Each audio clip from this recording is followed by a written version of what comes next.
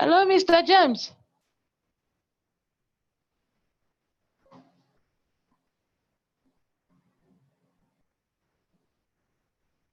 Hello. Yeah, I can hear you, Mr. James. Okay, great. Yeah. I've added you as as a as a co-host. My phone is raw. Okay, I've seen it. I've seen it. So I'll be here.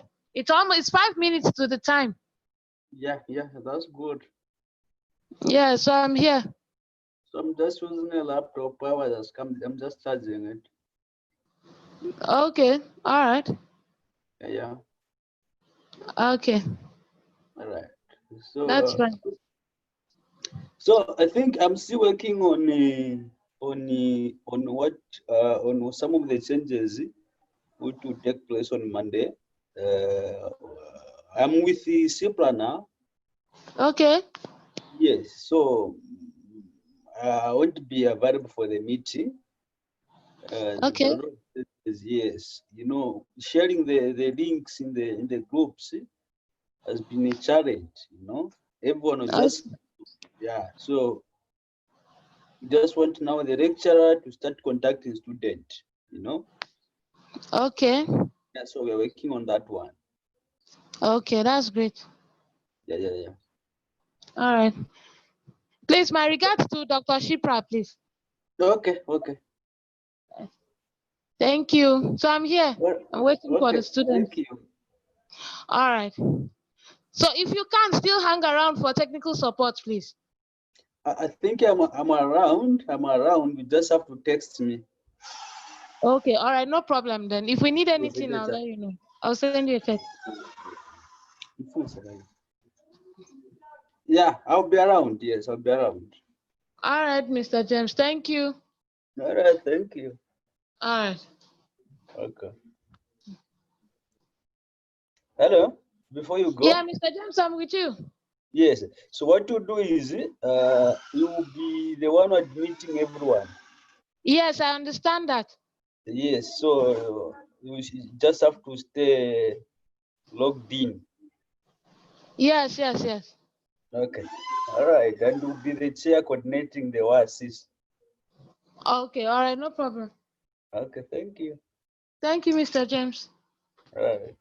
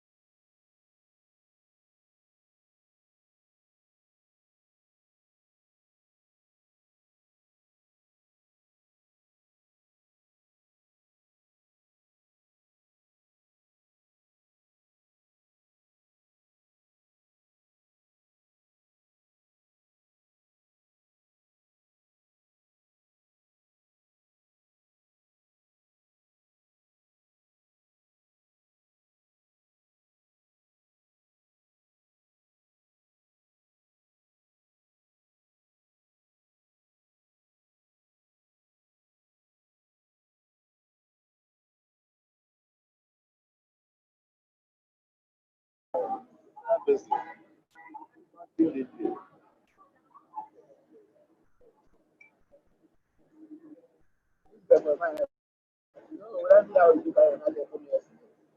Hello.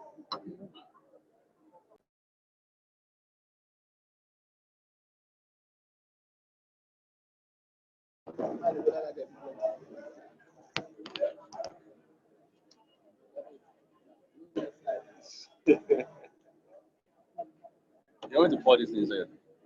You want me to pour this inside? No. Are you sexy to me this time? How? Sexy. Fuck me. Yeah. You tired.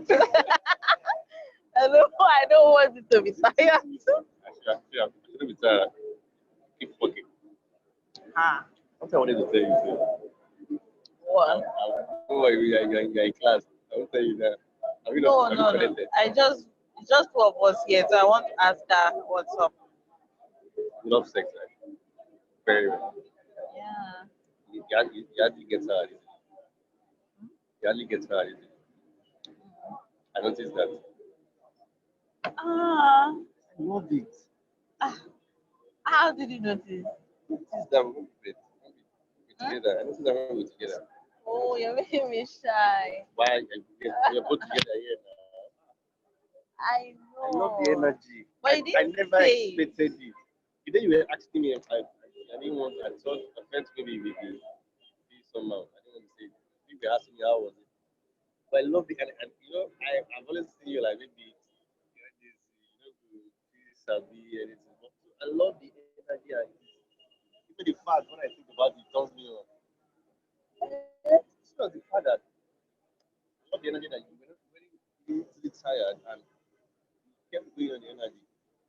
Even when we finished the session, and I was expecting you to say you're tired. I saw the energy in you. No. So I couldn't tell you that day when you asked me.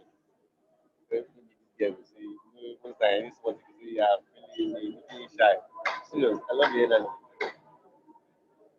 I had a different, entirely different feeling and a thought about you as regard that maybe you don't go sabi and you all know you tired. But the energy you give me in return was massive.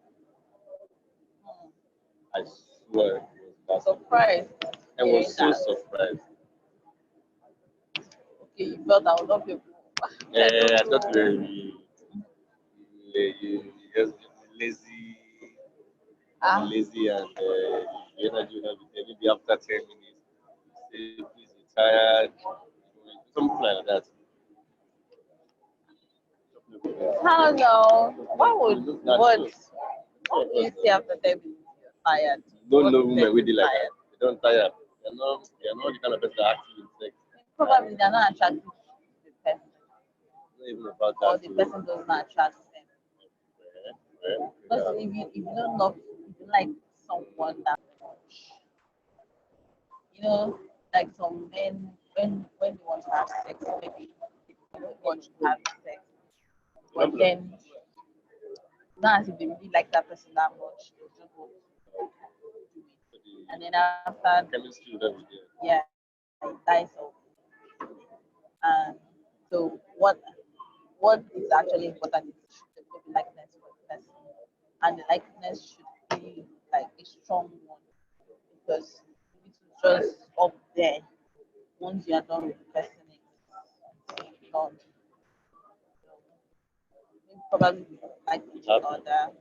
Okay, like today, what happened today? Yeah. So you can see. Yeah. What are you listening to, family? So, like, I just imagine us. You so it know, was like we planned it and I planned it that way.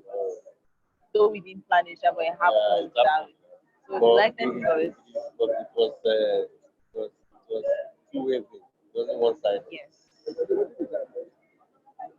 What do Rafael is teaching?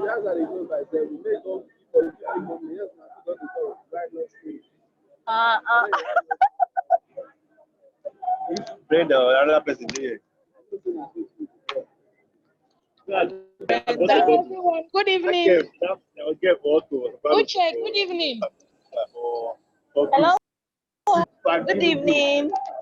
Good evening. Uche. Yeah, good Emily, evening. how are you today? Yeah, I'm fine. Okay. And Uche, you? I'm fine. Thank you. I'm fine.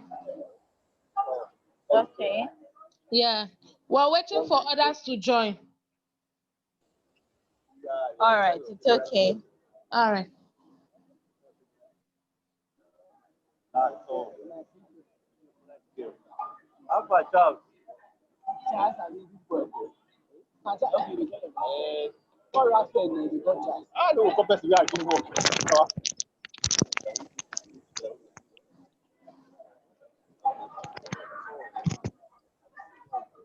Come now.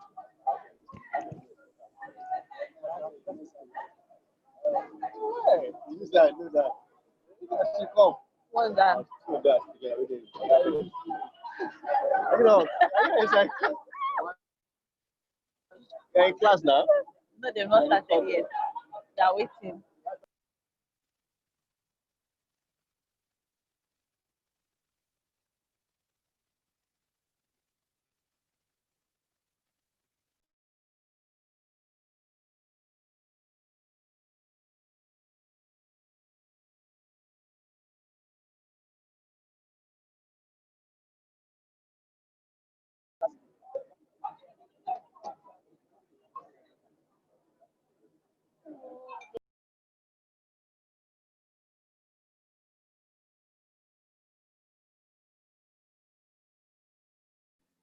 Hello, Musa. Good evening. Hello. Hello. Hello, Musa. Good evening. Please, let's just hold on for others to join, please. Thank you. Okay. All right. All right.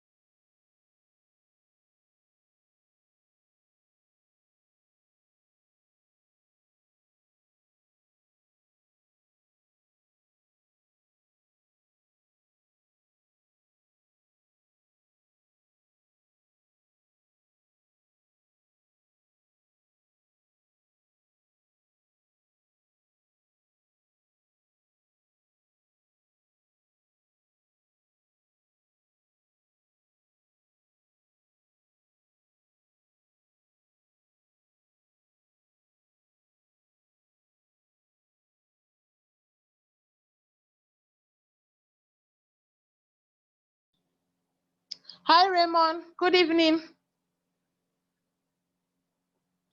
Hello, Raymond.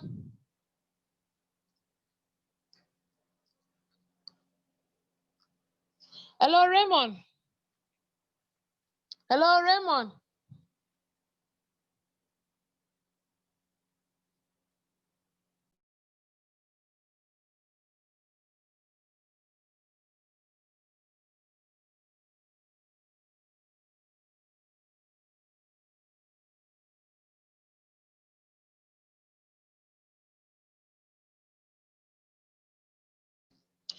Hello, Raymond. Hello, everyone. Can you hear me? Yes, I can hear you. Okay, please. I think we will start now. So Okay. I think we should can start hear now. you. Okay, so I think we should start now. Okay. Yeah, Raymond. Raymond. Uche. Uche. Yes, I can hear you. Good evening. Good evening. Okay. Okay. Let's start now. I want to use this opportunity to welcome all the students. Welcome everyone for making out time to be here. Can you guys hear me? Yes, I can hear you. Okay, all right. So I'd like to thank everyone for making out time to be part of this orientation session.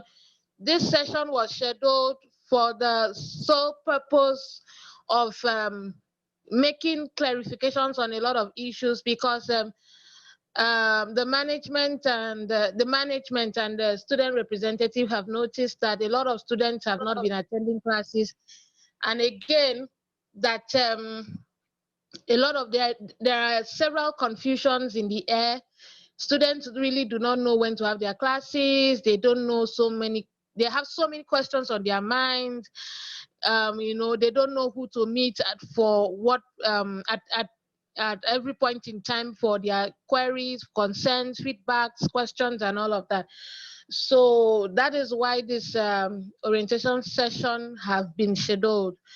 And so today I want everyone to ask all the questions that you've always wanted to ask. All the questions you've always wanted to ask. I want us to put down our questions. Once it is time, you are going to the rules are that all mics should be mute. So if your mic is not mute, please try and mute your mic so that we can all hear ourselves clearly. And so each student, I'm going to point out student representatives, and then they will be handling each section of the query or each section of the department of the university. That is what I mean. There is for account issues. For account, we're going to talk about the account department. We're going to handle the academics department.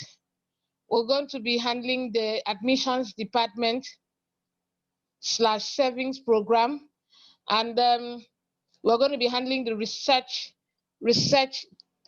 aspect of it. So we're going to be answering questions, general questions, etc. So we will start off things with account. We'll start with accounts. Hello? Hello? Hi. Okay, am I making sense? Yes, go ahead. Okay, Richard, please try as much as you can. Everybody, please mute your mic so that you can all hear me properly. So we'll start off things with accounts. So on this note, I am going to call Uche, Mr. Uche, to help us with the account. every questions on account, queries, concerns, feedbacks, what each student is supposed to pay as regards. So he's going to talk about the scholarship percentages, what you're supposed to pay, how to know what you're supposed to pay, and all of that. So Uche, you have the floor now, please.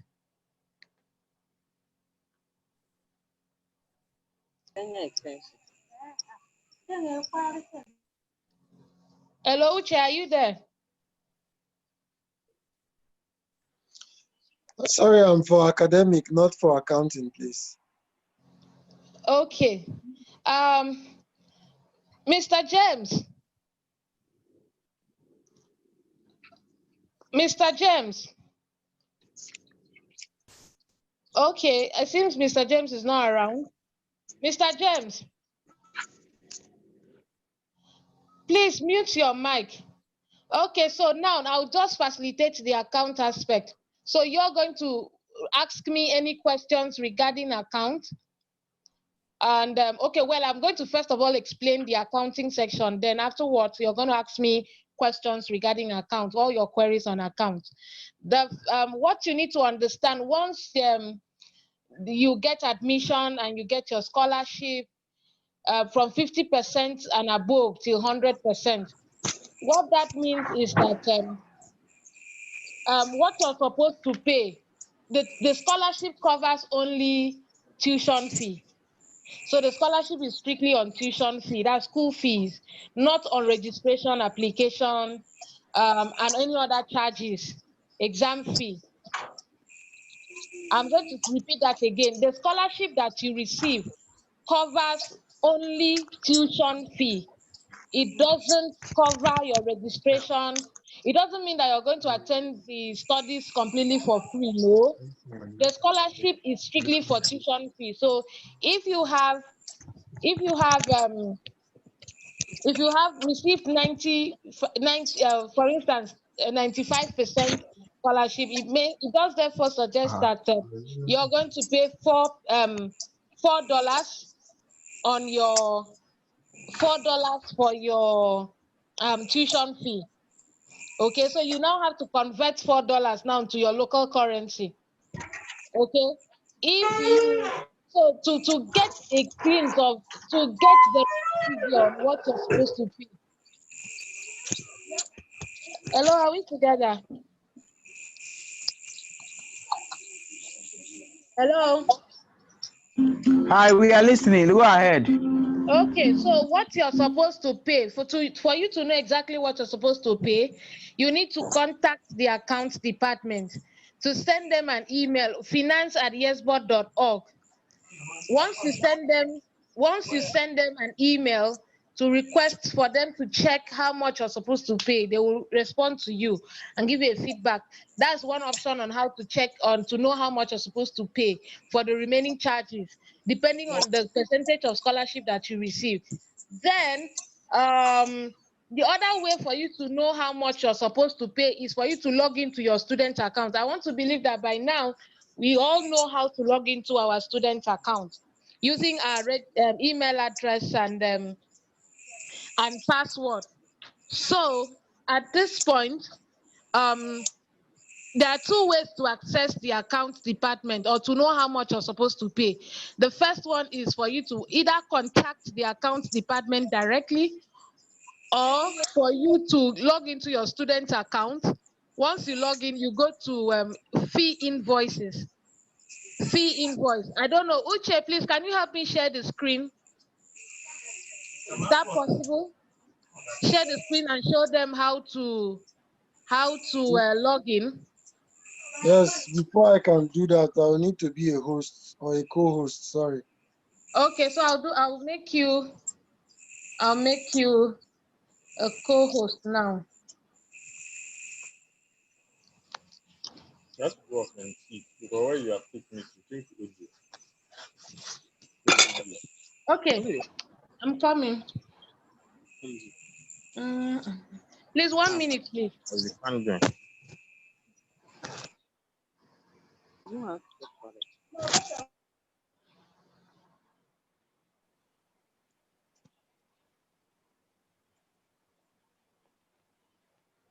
I'm trying to do that. Let me share my screen and then try to do, okay.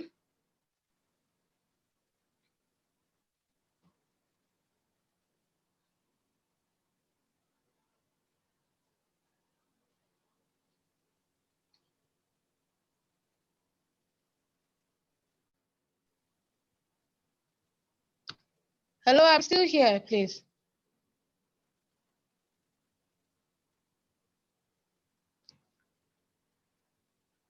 Go on. Yes, I'm still here.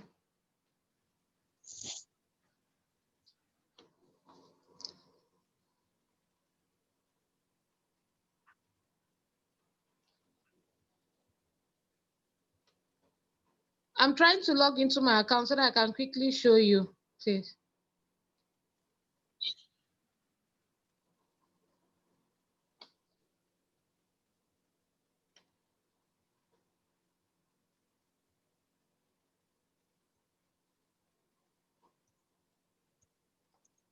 Are you guys seeing my screen? Yes, go ahead. We can see your screen. Okay, beautiful.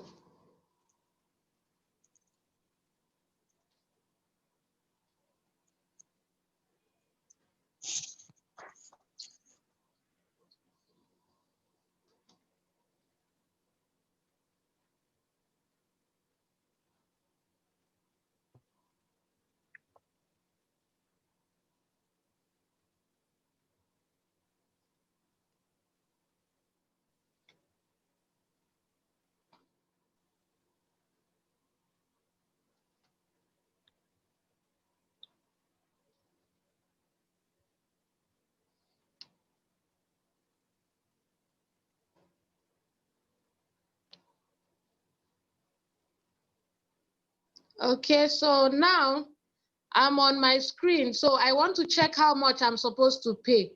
Okay, so I'll just tap on this. Are you guys seeing my screen? Yes, Precious, go ahead. Okay, so you tap on Yes. fee invoices.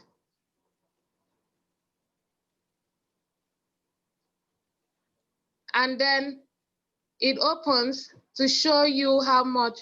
There is no, it's showing me there is no pending fee because I have paid my fees. Okay, so okay, so what I'm going to do is once you tap on this, maybe I'll just make Uche the co-host so that he can show you from his own account since he hasn't paid yet, and then I know that he will pay by tomorrow. Uche, I hope I'm correct. Precious. Yes. Hello, Precious. You can even show from your payment history. You can even show from your payment history. Okay, all right. So I'm tapping on my payment history now. And this is it. So this is how much. Good. So receipt, this is how much I paid. $50 because I had a 95% scholarship. So I paid 50. What I was supposed to pay was $50. Back then, the payment method was PayPal. Okay? And then this is my transaction ID. What am I paying? This was the date I paid the fees, 19 May. So what's the invoice for? I am paying for my registration fee. Okay? And then this is where I can print my receipt. I want to show us, I want to show us how from an account that has not paid yet. I want us to see how to go about that.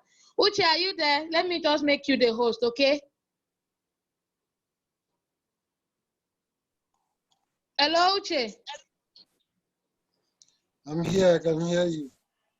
Okay, sir.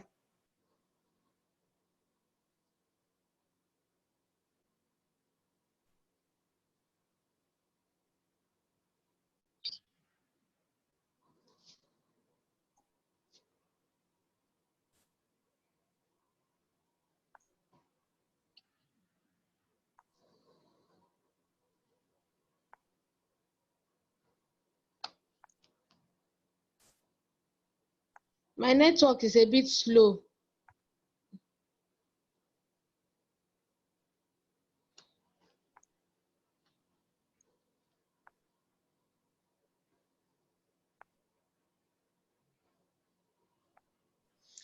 And also, there's one other thing you guys should take note of when paying fees. If you are using a debit card or a credit card, there are some fees associated with it. Can anyone hear me? Yes, I can hear you. Okay, so when paying, Please go there are ahead. some, We can hear you.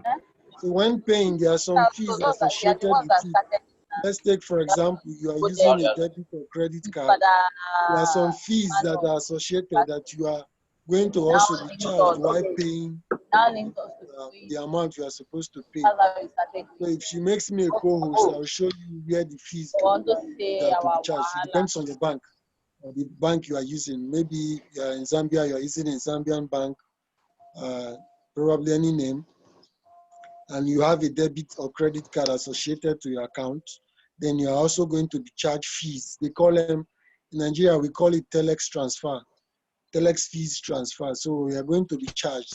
Or if you are using a PayPal account directly, maybe you have funds in your PayPal account, and then you can pay directly to another PayPal with zero fees charged. But if you are using a direct bank account that has a MasterCard or a Visa card, which is a debit or credit card associated to the account, you are going to be charged fees called telex transfer from your account, apart from the fees that you are going to pay. So when you see a deduction of more than the amount you've paid, know that the reflection of the amount is also included in the fees that you are charged. Some banks make it clearer for you. They will show you that it's a telex transfer charge, while some include it, it's inclusive in the amount you pay. So they don't show you except you go and access your statement of account. That's your account history during transactions. So that's when you'll be able to see all these details. So that's what I just want to add. So when you see such, also know that that's how it works. Uche, okay, so we can see the screen now. Uche, thank you. So you see, you click on fee invoices, and then on the screen you can see application fees. Once you click on fee invoices, it will show you one pending fee invoice found, okay? And then you will see application fees, you see payable, then you click on pay now. You see the pay now, you click on it.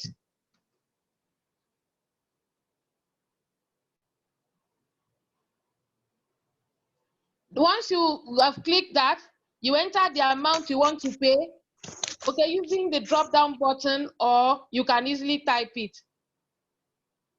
Then you click on that and then click on proceed to pay. Are we following?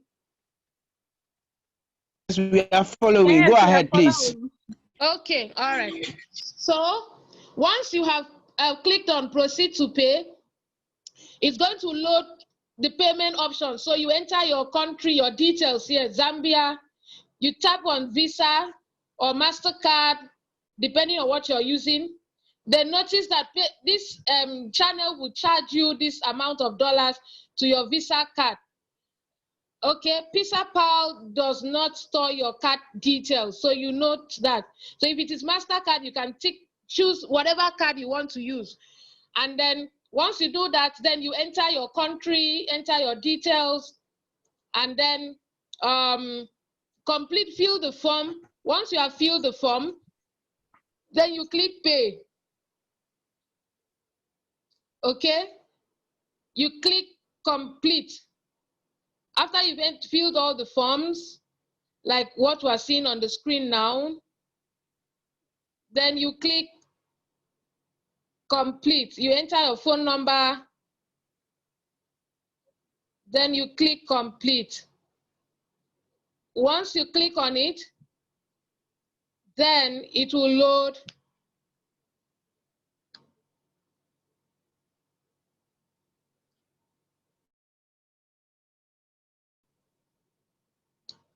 So once it has loaded, you enter your card details, okay? You enter your card details, the expiration date, the card verification number.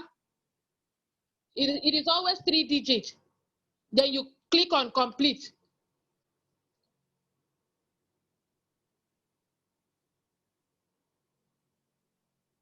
Once you allow it to load,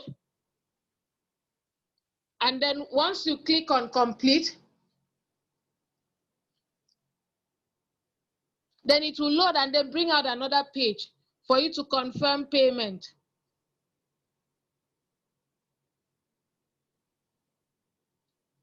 Please, can we have the complete so we go to the next page, please?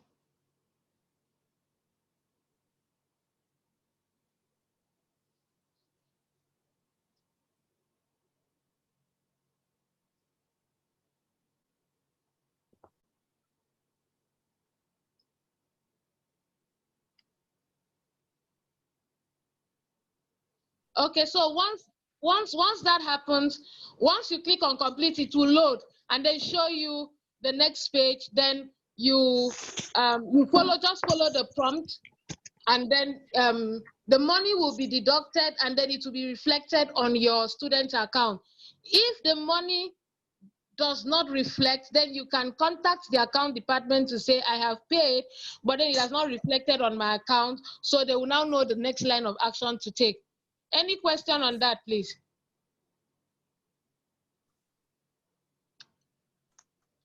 Please, we are entertaining questions from accounts now.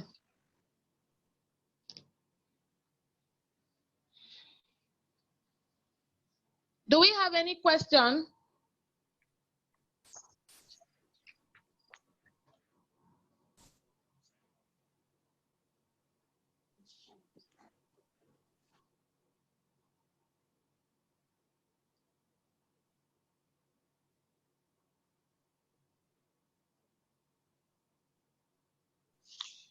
If there's none, kindly proceed.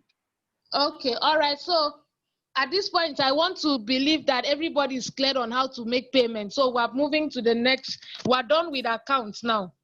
And then, so if then one thing I need to also, well, you can always convert whatever amount it is that you have to pay to your local currency, from dollars to your local currency. And then again, you can pay installmentally. So Yesbo University offers that aspect where you can pay installmentally. Okay, so even if you don't have all the complete cash, you can always pay it installmentally until you complete it within the within the 8 weeks. That's within the bimester. Okay, so we'll move to academics now. So I'll call on Uche to please talk about clear the air on the academic department, please. Thank you, Uche. All right, thank you very much. So the academic department has to do with anything concerning your timetable, your study materials, whatever you need to facilitate the ease of your study. So if I don't know, I wasn't made a host, I would have shown you how to access the study materials via your student account, but I'm not a host right now, so I can't. I've been trying to make you the host. I don't know. I think I'm having issues. I'm stuck somewhere. I don't know. Okay, Could you clear the steps? Okay, you'll be made co-host now, so you can do it, Avec. Okay, sorry. right, so check, you can do it. I will share my screen now, and then I'll show you how to access your study materials and how to access recorded videos.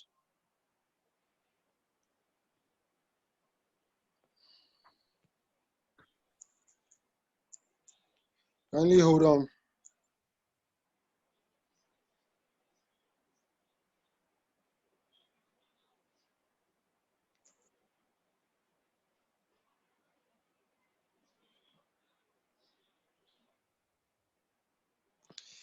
So yeah, so this is the website, and then I go to student login by clicking on it. It loads, and then I touch the username. So I slot in my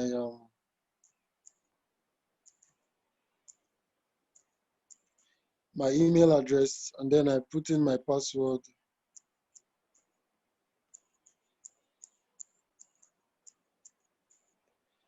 So, and then I log in. So it boots and load. So can you guys see my screen?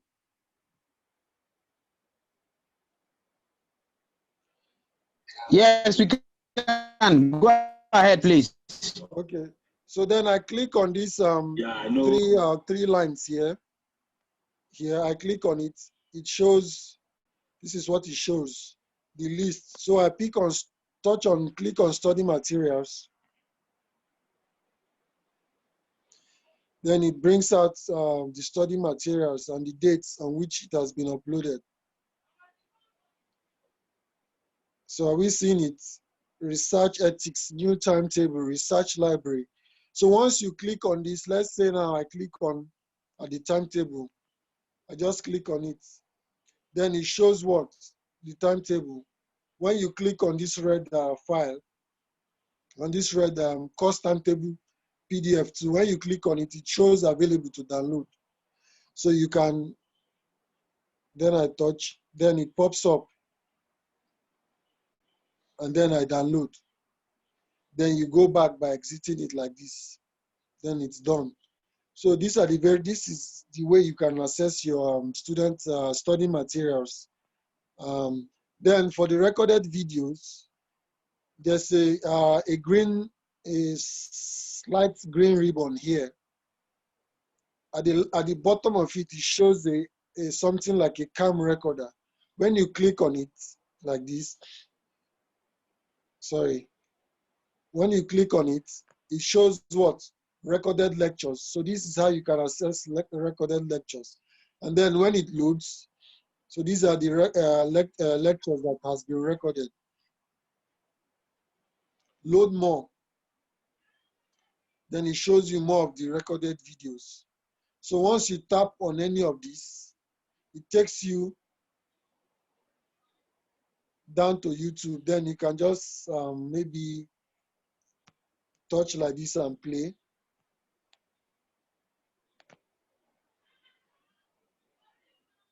So are we seeing it? Yes, we are seeing it. Yes, yes. So that's how you can access your recorded video. Okay. Yeah, for any classes that you miss. So you can access the CBPRU orientation classes, the flexible classes, the collaborative classes, and this is especially most applicable to those working class students, either the bachelor's, master's, or graduates, PhD students. So this is most applicable to them. So that's for the academic, and then that's all. So I don't know if you have any questions. I entertain any questions now.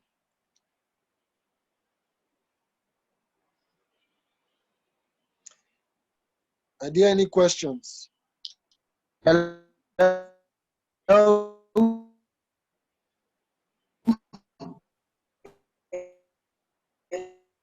Hello, someone is trying to say something. I can't hear you.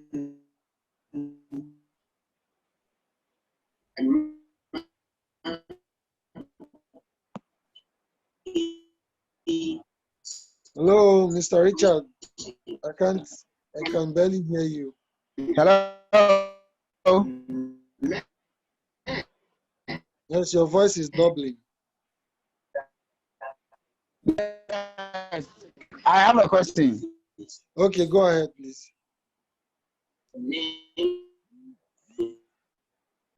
Mr. Richard, please, you can send a text on the chat. Send your question as a text on the chat, please. Listen, can you hear me? Send a text on the chat room, please. Thank you.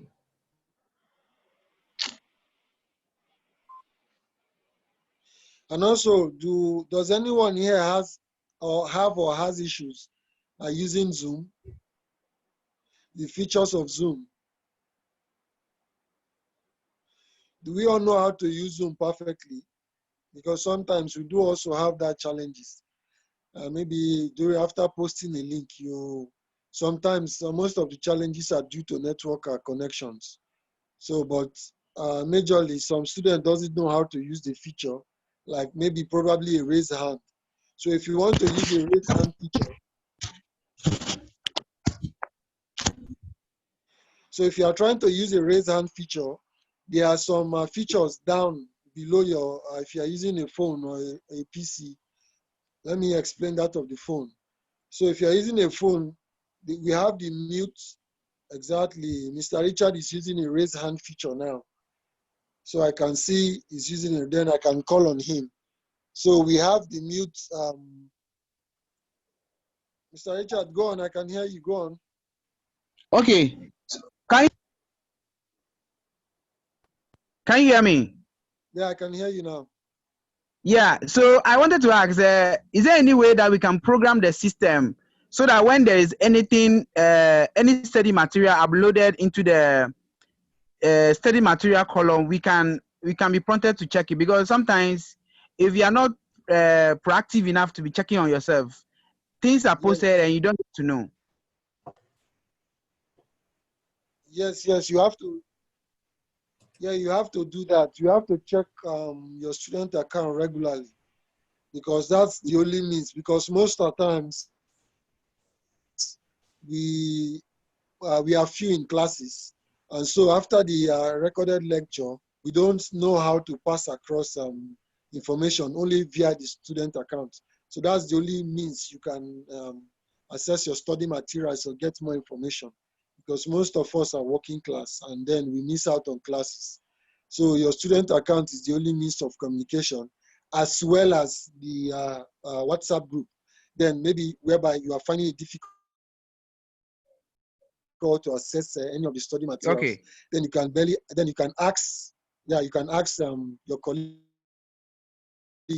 if anyone has access to the PDF files or the Word files or All right. any of the documents. Can I ask another question? Uploaded, then they can help you out with it. So that's it. Can I ask another question, please? Yeah, you can. Of course, you can. Yeah. So regarding the accreditation, go ahead. Are you able to handle that one under academics or something for us? Yeah, very soon you get more info, more details on that. So the say that again, please. Of the group very soon will give you more info, more information. I said very soon you'll get a detailed information. I should wait. Oh, okay. Yes. Somebody else is going to tackle that. Yes, there's no cause for alarm. So very soon you'll get more detailed information concerning the accreditation. Is it tonight or we should another day? And it's Precious. Can you answer that question? Is it tonight or some other time? Okay, yes, you're going to get details. Mr. James, are you there? Hello, Mr. James? Hello? Okay, so you're going to have details on the accreditation tonight. Mr. James will handle that aspect. Then he will give us detail. Yes. So the person who helped to show the screen, I believe all of us are familiar with Mr. James. So he will give us details, give everyone details. We all have our responsibilities and areas to discuss. So Mr. James will handle that aspect, please. Before the close, I think it's a bit not closed by the laptop. So I think he will, once he returns, before the close of this meeting, he should be able to come around and then give us details on that, please. All right. Thank you very much. Okay, thank you. So there's another question on the. There's another. Okay, thank you very much. So there's another question on the chat box. It said, "Hi Uche, regarding the top-up issues about on WhatsApp, have you confirmed? Also, if I may ask, please, how well is the Yes Board online degree accepted in Nigeria?" I'll answer that last part. Honestly, arrangements are being made to make that possible. So very soon, the Yes Board degree will soon be accepted in Nigeria, because we are working on the Yes Board and the management. They are working on the process on how to make even an offline campus here in Nigeria. So you don't have to worry about that. Soon that will be made possible. And then the top-up issue. Again, to add to what Uche said, we've been made to understand that Yesbo University, the management of the university have already contacted the Ministry of Education in Nigeria, NYSC, GT Bank, you know, in regards to the offline campus here in Nigeria. So what is just holding right now is the COVID-19, since there is no travels. There are no travels from one country to another. There are no international flights coming in and out of Nigeria and all of that. So once every issue on COVID-19 is sorted out, the management will come down to Nigeria to be able to finalize details on the offline campus here. So once that is finalized and then it is integrated, then the certificate will be. So we're hopeful that before you're done with your programs, the certification would have been accepted. Measures will be put in place for the acceptance of the certificate in Nigeria, because I know that the minimum number of months for study is 18 months. So between now and 18 months, which is 1 year, 6 months, of course, the university should be available in Nigeria. Thank you. Yeah, thank you very much. So, and then regarding the top up, do we all know what top up means? Yeah, top up might be for those who have advanced diploma or diplomas or certificates. Although it all depends on the country of origin. So we do have a certificate, advanced diploma, international baccalaureate, and the rest of it. So for now, I don't think YesBoard accepts top up. So which means if you have an advanced diploma. What's the top up? Kindly shed more light. Pardon? Yeah, a top up means maybe you have an advanced diploma or a diploma degree or a certificate, and then you are going for a bachelor's degree. So that top up, it's in a way it helps you to shorten the duration of your study in that university you're applying to. Let's take, for example, you have a bachelor, you are to study a course for 3 to 4 years. And then with your certificate or advanced diploma or diploma degree, then that 4 years that you have to spend will be cut short to a 2-year degree. So, but I don't think YesBoard University for now does that. So if you are going to apply to a major or a course of study here, you are going to use what? Those advanced diploma as transcript to facilitate what? The admission. So YesBoard doesn't do top up for now.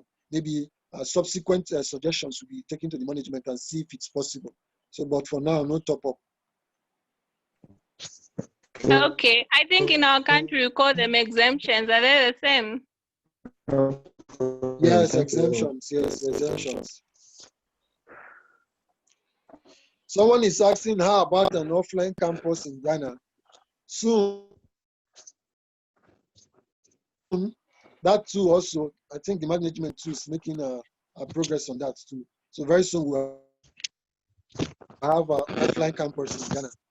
And Mr. Justice too, Mr. Justice will shed more light on that about it. So I'm also seeing a question. How about recognition of YesBoard University? In our nation, we have Commission of Universities that deals with certifications provided by all universities. Is YesBoard University certification recognized in Tanzania? Okay, this I can't answer. Precious, Miss Precious, can you give answer? Or Mr. Justice or Mr. Raymond, can anyone give answers to? Yes, I'm here, Uche. Every questions and queries and concerns about certifications in any country will be handled by Mr. James. So Mr. James will have to come and give us details of all of that. Okay. So every questions regarding certifications and in all the countries, Mr. James will give us that details. Okay, so but every other questions we will, and whatever questions that is management related and management based, will be handled by, we all have responsibilities, so it will be handled by Mr. James. Okay, all right. Miss Nachali, you want to say something? Yeah, I think the question I have was Miss about the Lugano. offline. Yes, can you hear me? Yeah, I can hear you perfectly. Oh, okay. Yes. So my question was, I wanted to ask about the offline campus in Zambia. I don't know if it can be handled by you or wait for Mr. Germs. Okay, Yeah, like I said, the offline campus in Zambia, the presence of Yesbo universities in Zambia. So like I said, offline campus certifications, consents and inquiries will be handled by Mr. James, please. So we'll leave all of that to him, please. Thank you. Okay, thank you. Thank you, Nachali. So, all right, so I will stop here for now. So if you have any questions concerning academic issues, maybe your study materials, recorded videos, or anyhow you want to access any materials that could enable you study smoothly or complete your assignments, including the assignment, the CBPRA assignments, then just I'm a bachelor student, so for the bachelor's group, you can just take my number and then message me anytime or drop a message on the WhatsApp bachelor's group or the master's or the PhD. Then I will reply if it's applicable to what I can do. So I pass on the floor to the facilitator. Thank you very much. Any more questions, please? Okay, thank you very much, Uche. Thank you. So we've handled accounts and academics. Now we'll move straight to admissions. So I will talk about the admissions and the saving programs. The admissions we all know, to apply, the university is currently still accepting students into the various bachelor's, PhD, master's, and doctoral studies, and the short courses. Then again, the registration form for you to register, you go to the website, you click on register, and then fill the form and all of that. Then the savings program. There are some people, the university have made available a provision, a platform where students can actually fund their account by signing up for the affiliate package. The affiliate package, which is a savings program, where you refer a friend, and then the person's enroll, and then you earn $10 from it. So with your referrals, you can actually have money to fund your studies without taking out money from your wallet, from your pocket, from your bank to pay. Okay, so all you have to do is to sign up for the savings program. Is for you to click on, let me share my link with you now so that you can see how to go about that. Thank you.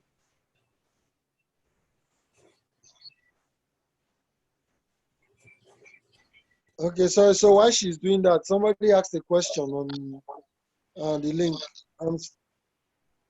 Somebody asked a question. When are the programs commencing?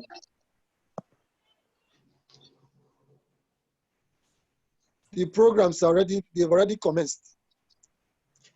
The programs have already commenced, and the start of the program, it's compulsory for every student, is the CBPRU research work that is going to be completed in a bimester, which is 2 months. So the CBPRO project is compulsory, whereby you undertake a research project of your choice. Then if you are the master student, you are going to submit a proposal on the subject of your choice that you want to choose, you want to write on, and then the management approves it, and then you go about your research work. So studies has commenced right from the onset. So if you've missed any classes, just go to the website, check the recorded videos, watch them so that you can gain more understanding on some of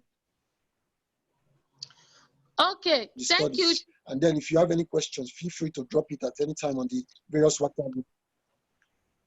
Okay, thank you very much, Uche. Then again, yes, because of a lot of confusions about student missing classes, so the management came up with a strategy that the lecturers will take out the time to communicate, to send emails to all the students individually as regards the time that they are supposed to attend their classes. So the links for the classes will no longer be dropped on the WhatsApp group. Rather, the lecturers will send the links directly to students' emails so that I want to believe that you guys already saw that information on the WhatsApp group, so that it's going to be a lot easier for students to know. So what that means is that you need to be checking your emails regularly. So you can put up post notification, something to alert you once an email drops in your account or in your email inbox. Okay, so now back to the online savings program. So to sign up, you click on that visa. Can we all see the visa icon?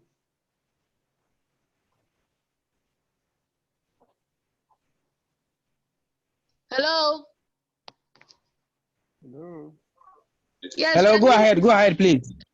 Okay, so you click on the visa icon and then you see it loads, then you see online savings program. You're going to see registration form. You're going to fill all these forms. First name, last name, fill your detail. This is my own. So that's why my details are there. And the country, then you click sign up. Once you click sign up, for instance, let me use another. Let me try to fill that in. Fresh, I used that. Akimbo Lucere, I used that. Nigeria FCT Program of Study, MSc Business Admin, student number. I put this, and then all of that. Then I click sign up. So once that is done, you see it's loading and then it opens. So you see now, thanks for signing up. Then you go down, you're going to see once you sign up, you have to log back in to get your affiliate link. Then you copy that link to your copy the link to your clipboard. See now,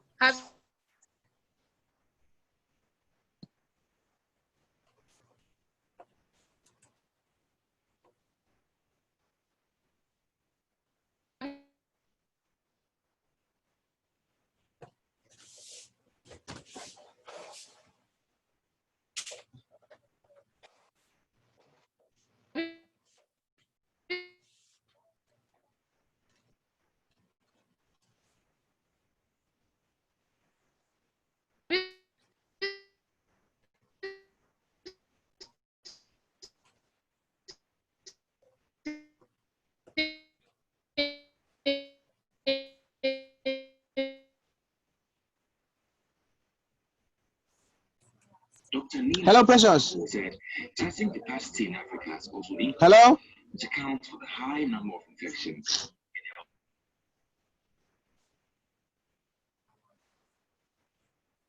Hello, Mr. Richard. What's your question?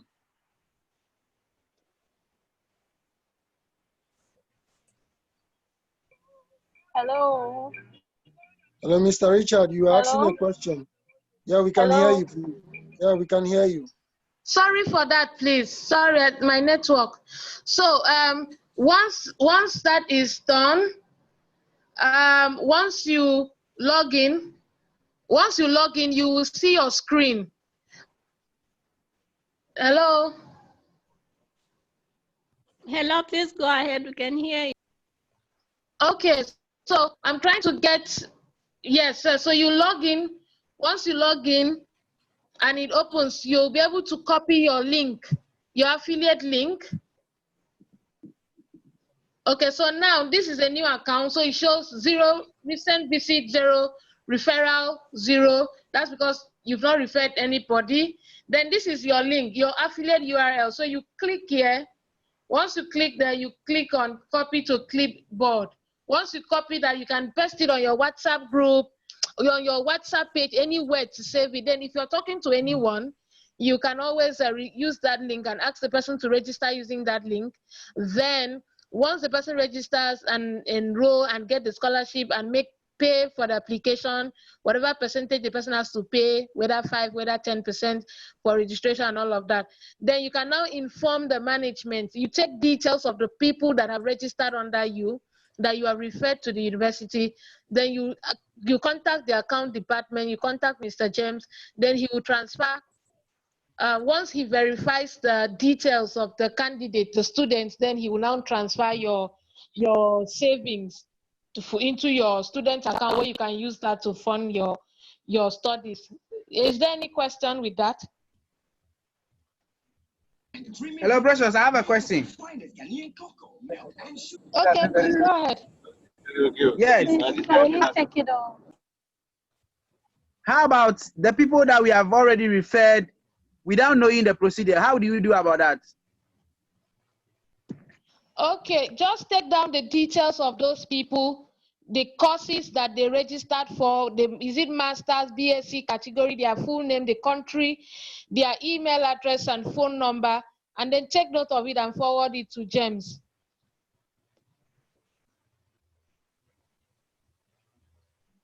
Is that okay? Hello? Hello. Yes, can you hear me? Yes, I can hear you. Hello?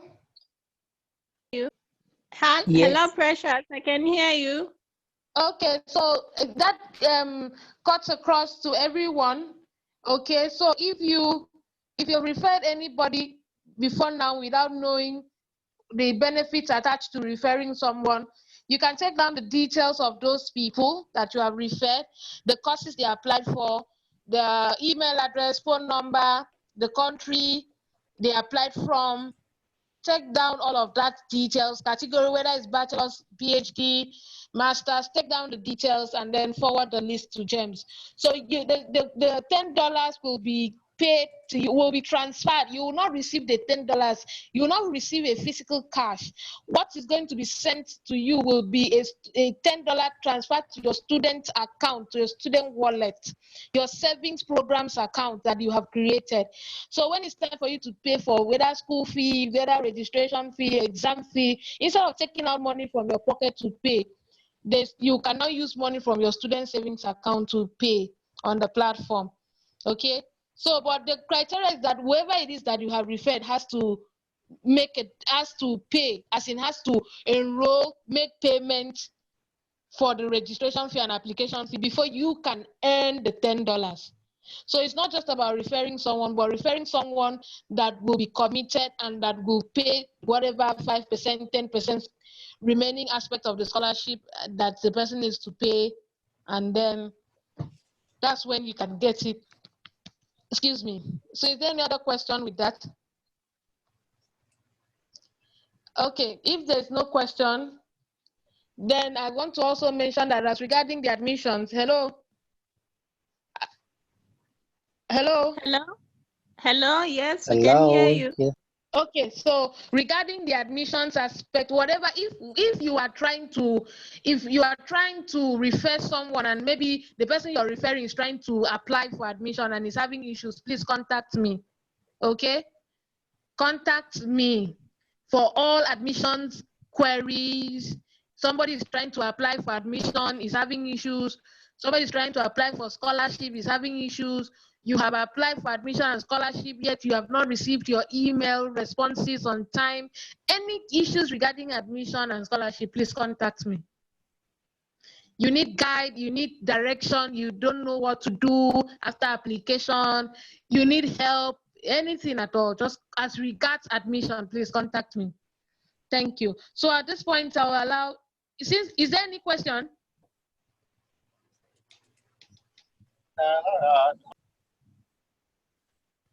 Hello? We can hear Okay, in the you. absence of any question, I'll call Justice. I'll call on Justice. Justice. Okay, see, Justice is not available. He was online before. He told me his network is really bad from Ghana. So I'll call, he asked me to please beckon on Ohine to please handle the research aspect of the CBPAR for him. Ohine, are you there?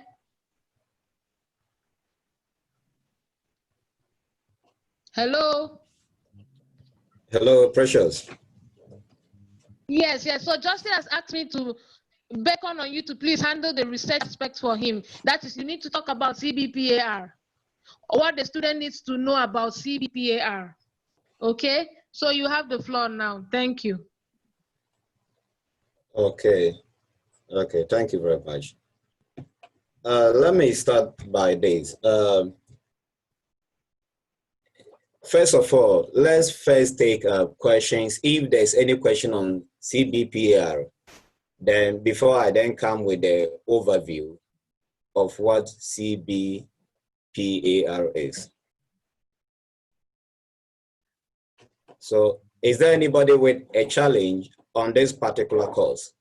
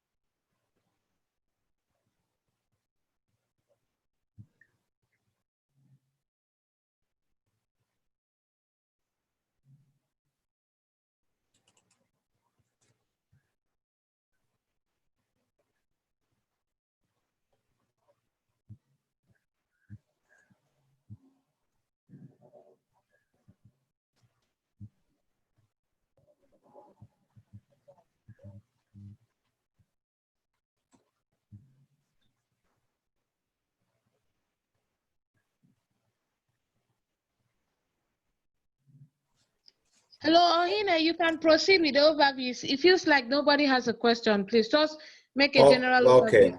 Yes, please. Okay. Thank you. Okay, thank you.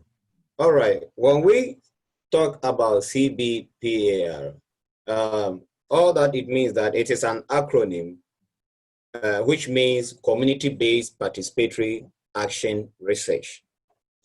And at Yazbel University, this happens to be a compulsory course, or let me say a general course that everyone, whether you are pursuing master's, bachelor or doctorate, that's PhD, you are expected to first of all undertake this particular course before you can move on to your next model.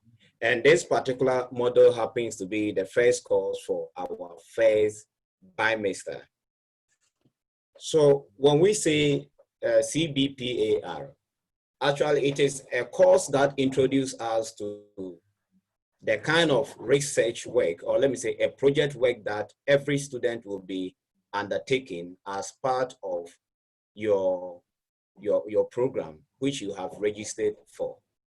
Be it a BA program, or that's a bachelor's program, a master's program, or a doctorate program. You, at the end of that program, before you can graduate, you must, or you should have undertaken a research work. And it is this particular course that introduces you to how the research will be conducted.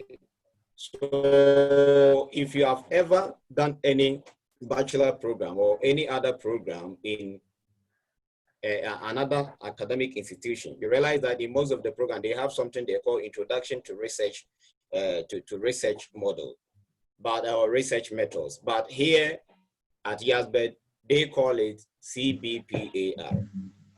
So what we need to understand is that with this CBPAR, who should be involved? Who should be involved? Because CBPAR is actually something that is introducing you to some kind of research, but this time around, it is not a research that you do it in isolation, but it is a research that you involve the community in general. That is why it's called a community-based participatory action. So that means this research that you are undertaking, you are allowing the community to participate in this particular research, which means that they also feel or they also own the particular research that you undertake. So they do not only come in as participants, but in this particular research model, they are actually participating in whatever activity that you are going to undertake in coming out with your research. So here you involve people from all sectors from the community. That is the first thing that we should know. And first of all, which are these people that we are talking about from all sectors of the community? First of all, they are people most affected by the issues or intervention under study. The issue or intervention under study. So whatever sector that you choose to conduct your research on, the people that are mostly affected by this research that you are going to undertake, they are the people that you engage, they are the people that you bring on board. And so it is the basis for this CBPAR. And one thing that we must also consider is that you must also involve the community members at large. The community members at large. Community members at large. So that means once you are undertaking this particular research in a particular community, the members of that community must be involved, so that whatever findings or whatever conclusion that you arrive at the end of your research, the community members can also testify or can also ascertain that indeed they undertook that research with you, and this was actually the kind of findings that you arrive at. So in brief, the research, the CBPAR introduce you to how to write this research or how to come out with this project and the modalities and the procedure that Yazbet University has. Hello, can you hear me? Yes, we can hear you. Go ahead. Good, good. So it introduces us to the guidelines in which this particular research or project work should be undertaken. So when you take a look at some of the topics that you'll be dealing with when you're undertaking this particular course, is that first of all, you are being introduced to a guide in conducting online research, a guide and this particular introduction is very, very important, and all these materials are available at your study material. When you go to your dashboard as a student, that's when you log into your student account as a student, you go to your dashboard, there's a section called study material. So when you click on that particular section, it will take you to a whole lot of materials that have been available for whatever course that you are undertaking for that particular bimester. So, and this particular topic, which is a guide to conducting online research, has become very, very important in the time that we find ourselves in, because in this COVID-19 era, you cannot be moving around from one community to the other in undertaking your research work. So what it do is that introduce you into the guide how you can successfully conduct an online research by involving the community. And when we talk about a community is not, we are not talking about the physical community that you know. Whatever sector that you decide to conduct your research on, that sector becomes your community. So if you want to undertake a research on the health sector in whatever jurisdiction that you find yourself in, that means the health sector becomes your community. So when we say that you involve the community, what all that we are trying to mean is that you involve the key architect, the key players in that particular health sector. They are your community members. So you involve them in undertaking that research, be it education, agriculture, you involve. So the sector people, the sector key players becomes your community. So when we say conducting an online research, that means how you can do a tailor-made online research base without moving from one office to the other in undertaking your research. You'll be introduced to topics like writing an abstract, and every particular project work begins with an abstract. Though the abstract, to say, it is something that you write at the end of your project, but it is something that in arranging your project, it is something that you begins with. So you'll be introduced to how to write an abstract. You'll also be introduced to how to even write your literature review, how to write your research introduction, how to develop a research problem, that is the statement of your research, what has necessitated the need for that research to be conducted.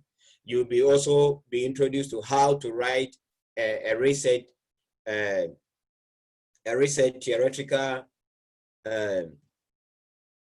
what do you call it, framework, and how to also write a research theoretical framework. So the two are not the same.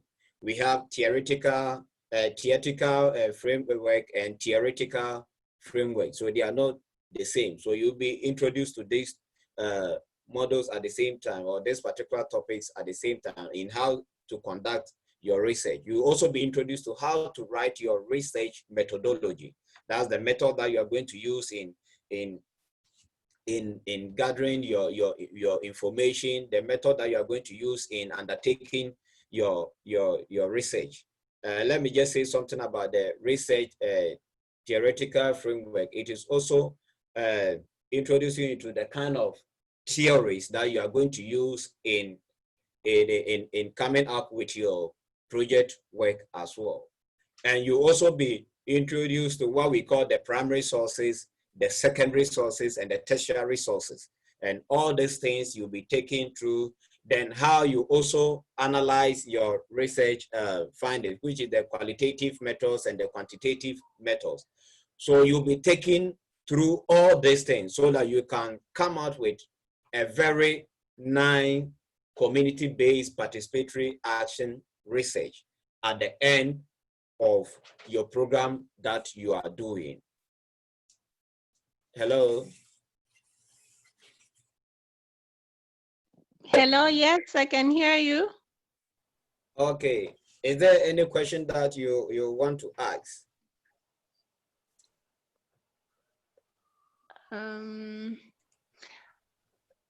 Maybe my question would be, at what point are we expected to start writing this same research? Is it after we are taken through all those steps, or at what point, really? Okay, the reason why this particular model becomes the first model you start with in undertaking your course at YASBET is that it gives you enough time to select your project topic, and also prepare very well towards the end of. But the project work is something you are actually going to submit at the end of your program. So it's not that you are, because you are being introduced to CBPAR, immediately after that you start with your project work. No, though you have the general knowledge on that, but you only start with your project work when you are about to finish your program. So those doing masters and doctorate, for instance, for them, after this particular program, we can all start with our project, working on it. Once you've been assigned a supervisor, we can be working on our project whilst also progressing with our other courses that we are doing each bimester. But the project work will be submitted before we finish our program, or before we complete the program. So even if you speed up enough, what it means is that you can even submit your project work earlier, so that if there are any correction or there are any challenges, it can be addressed, so that it wouldn't delay when you graduate or when you complete your program. So, but for the bachelor's too, it is the same way. You are also starting the program, your particular course that you have chosen with this CBPAR. So what it means is that you also have enough time. That is why, as part of the program, at every point in time, there's what we call assignment. They are assignments. So You do those assignments, then you submit. Then there's corrections that are attached. So you'll be corrected. Do it this way, do it that way, remove this, add this. So as you are doing those assignments, you come to master how to do those research. So it becomes easier for you when you are just about starting your project work. And as we do in every higher institution of learning, is that I don't know, because we are all coming from various different countries together, but in my country, Ghana, when you are doing a bachelor program, you can only start your project work when you get to your final year. So when you get to your third year, they now introduce you to how to do research. Then when you get to your final year, you now start, because at the final year, you start doing lesser courses. So let's say when you start from year one, let's say first semester, you may be doing about 8, 9, 10 courses. But as you get to your final year, which is the level 400, you'll be doing maybe 5 courses, 4 courses, or 6 courses, so that you can have more time for your research work. So it is the same thing, I believe, will be applied to YASB 2 as well. So I believe for the bachelors, maybe from the second year, the third year, but once you be taken through all this assignment, it gives you a general overview.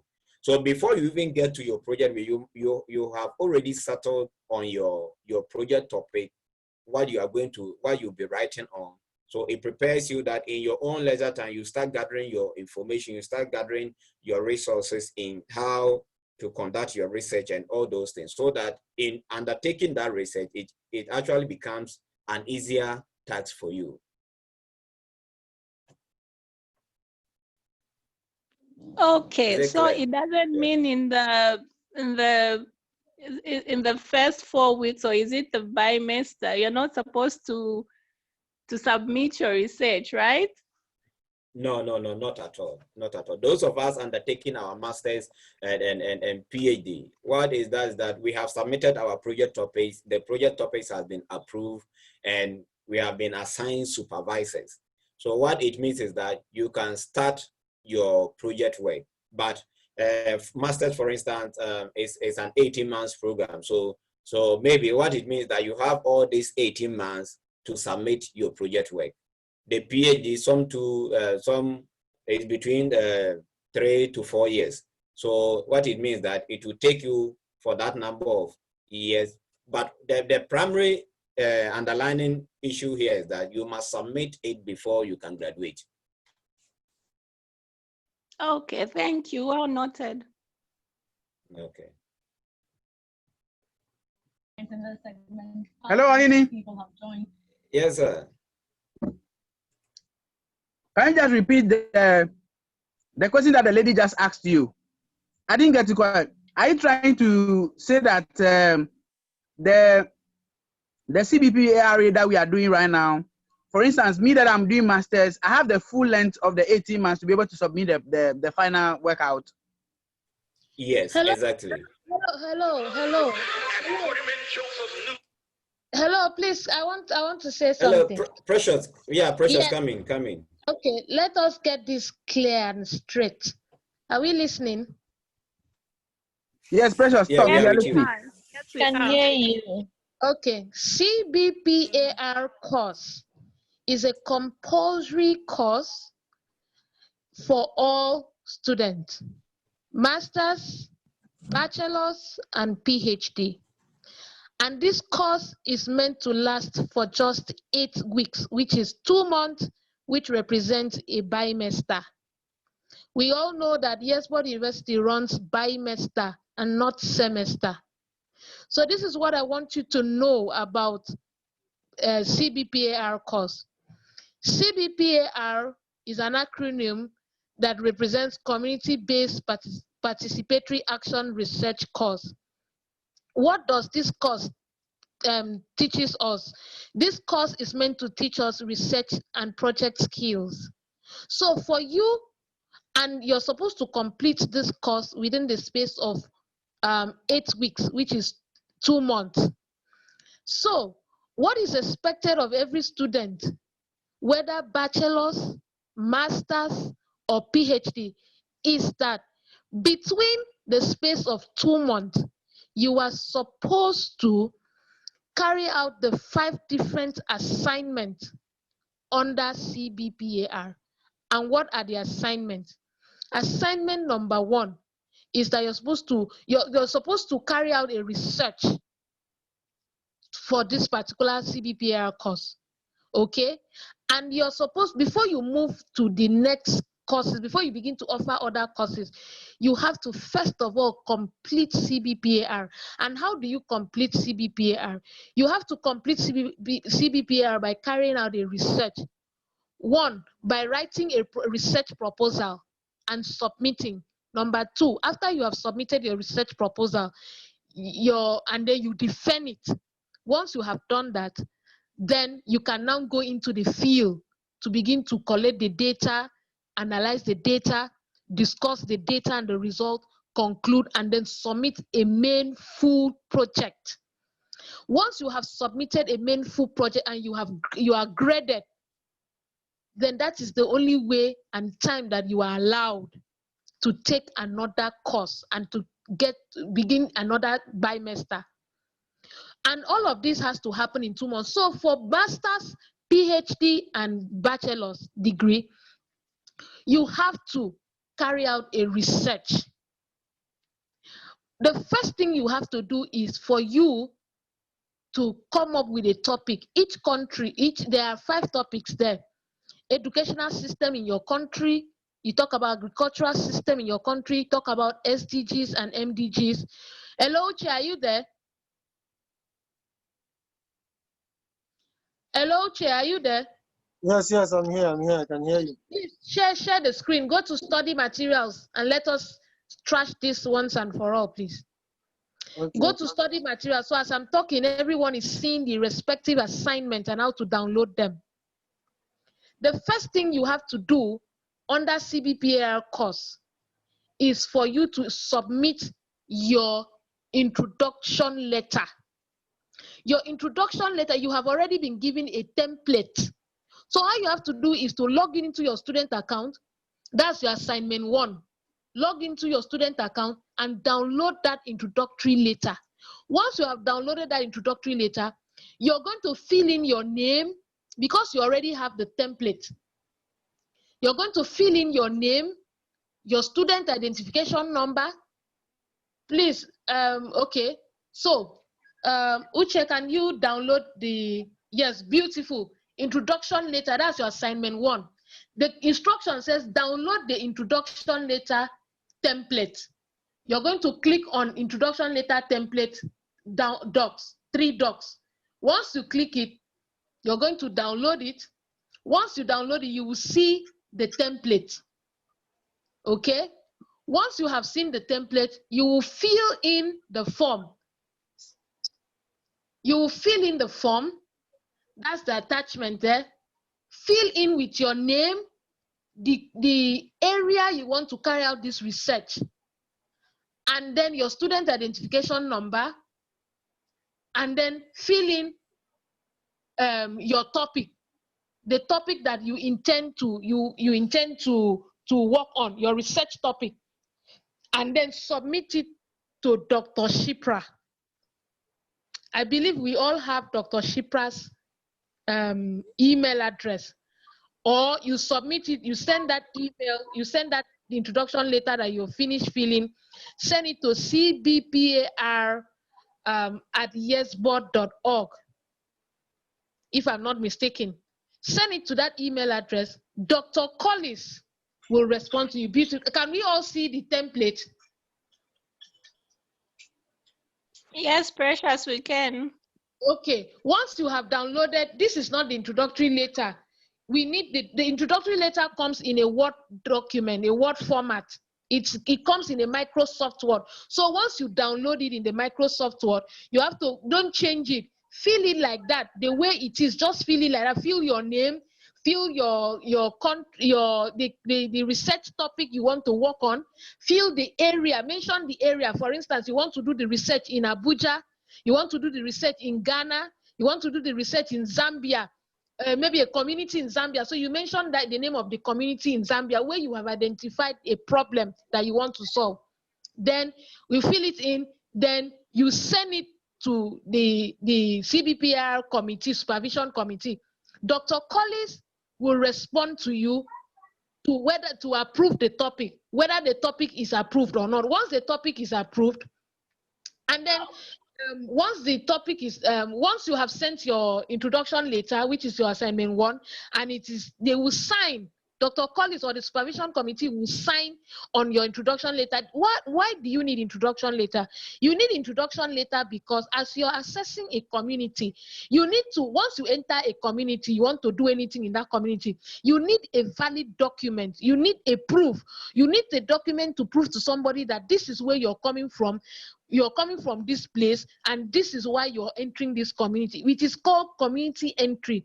This is why you're coming to this community. This is your purpose for coming to this community. You want to come and carry out research. You are a student of Yesborough University, and this is why you have come. So once you present that introduction letter to the community leaders, they will now say, okay, you are welcome. Now, what do you have to offer us? You now explain yourself to them.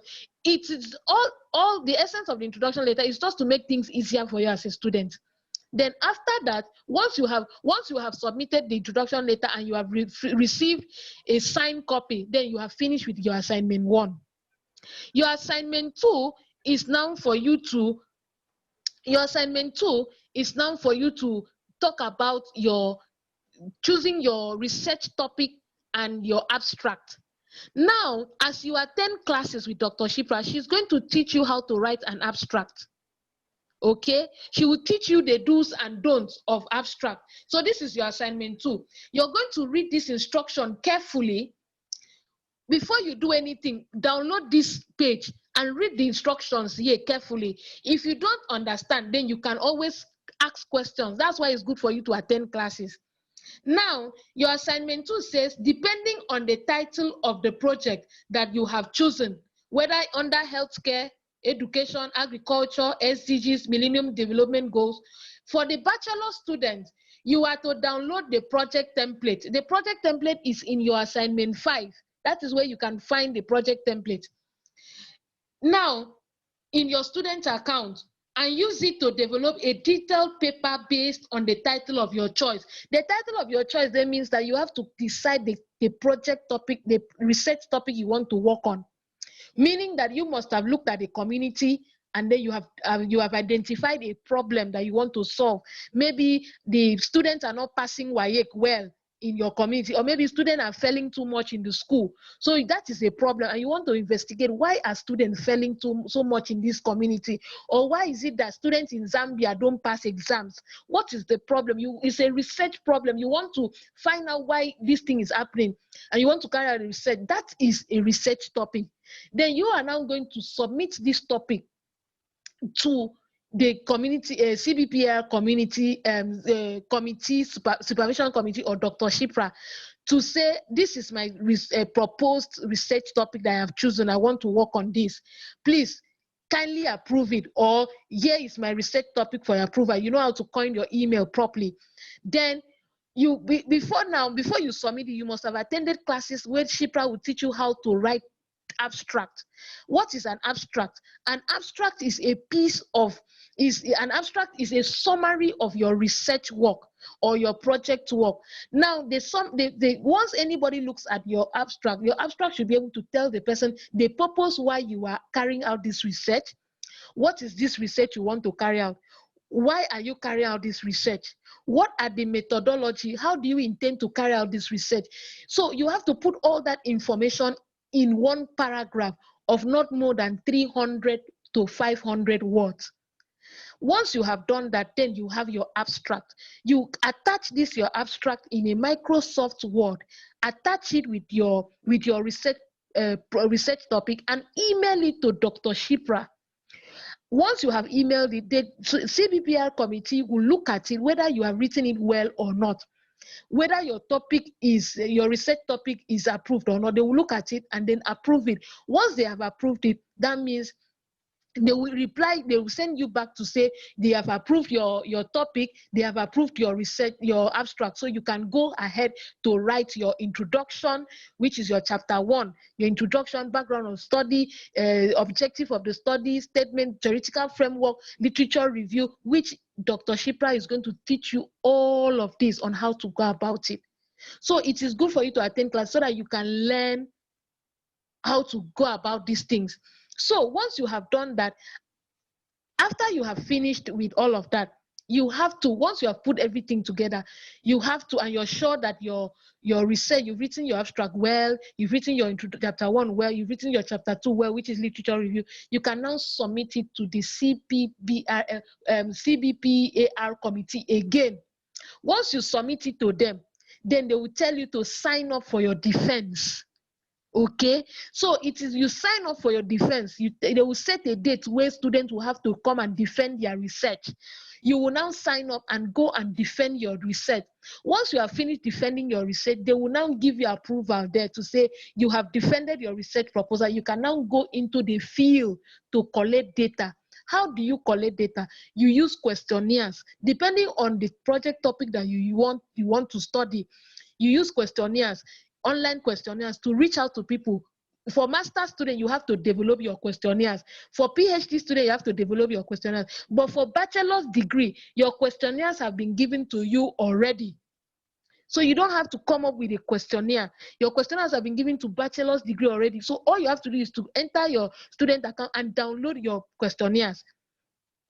Okay, so there are questionnaires for health, for education, for agriculture, and for SDGs. So choose the one depending on the project you're working on. For bachelors, choose the questionnaires that is based on what you're working on. And then begin to distribute it to people to collect your data. Begin to do your research from there. Once you have collected your data, you come and analyze your data. Discuss it, discuss the result. What have you found out? Why is it that once you have collected your data, the data will now tell you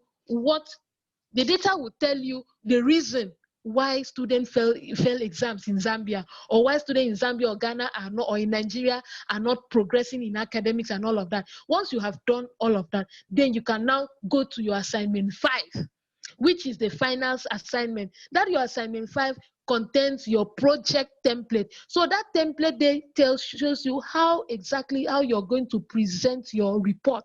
You use that template and present your report and then submit. It is on that note that they would give you a final grading.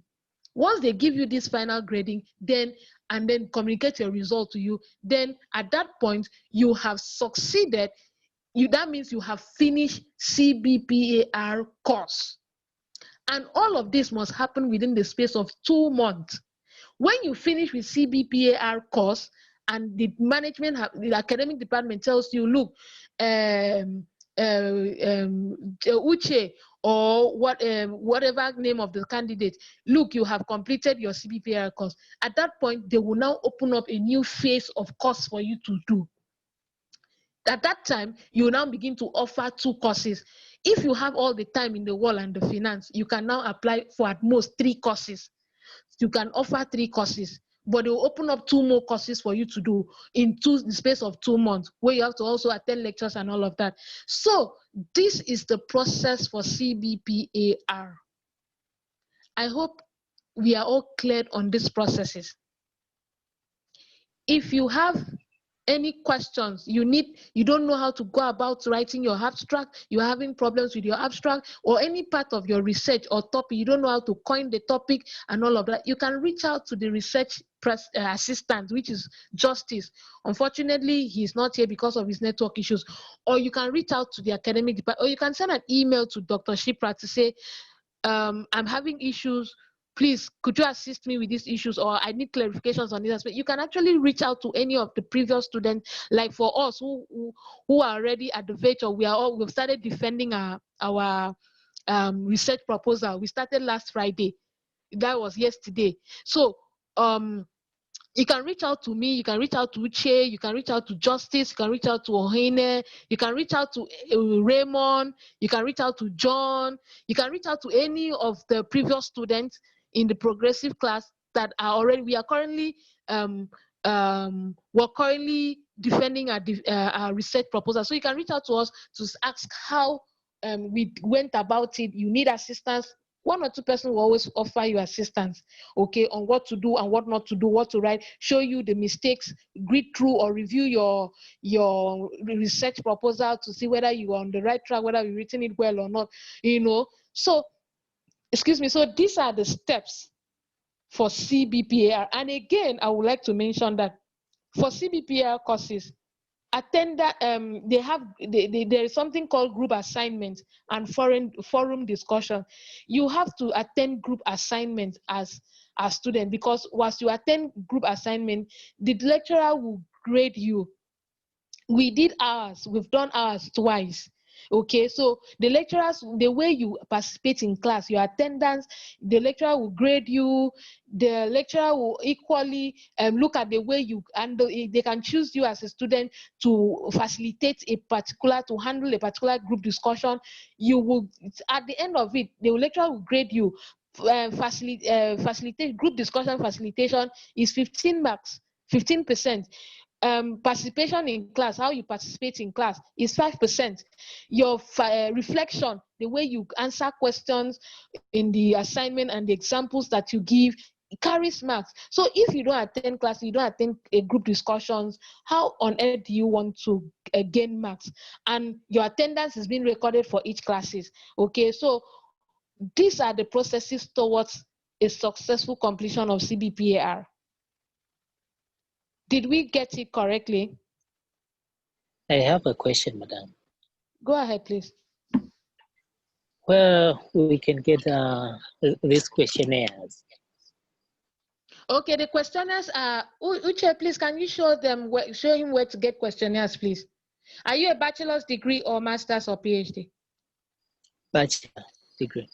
Okay, Uche, please show him where to get. Go to your student account, log in, go to study materials. You will see assignment 3, questionnaires. Click on it.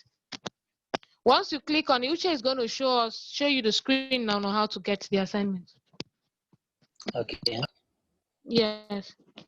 So just watch the screen. Any other question, please? Like I said, concerning the classes, the management have decided to email all class logins to students to tell you this is your time, to send email to say this is your time to log in to attend your class. So what I advise you do is for you to set up a post notification, something on your email like an alarm or something that can notify you once you receive an email from YesWorld University. So this is where to get all of your assignments. So you see because you click on CBPAR assignment, you click on view, and then it loads. So you see, go to assignment 3. Assignment 3 should be the questionnaires.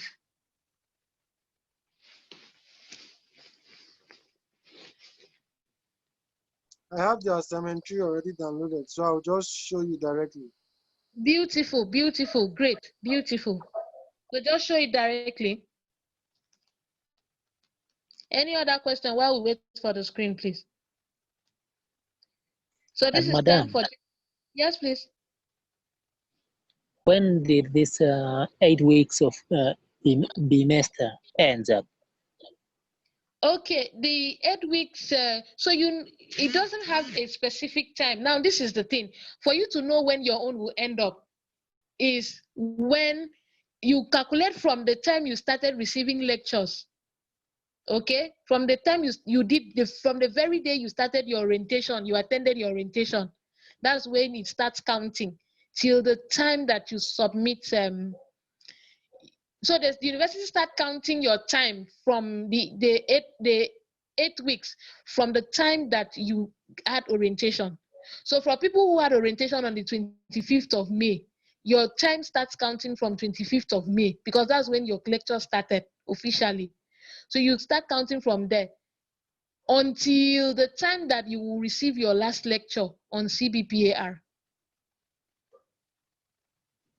Is that clear? You. You're welcome. Yes, it is clear. Any other question?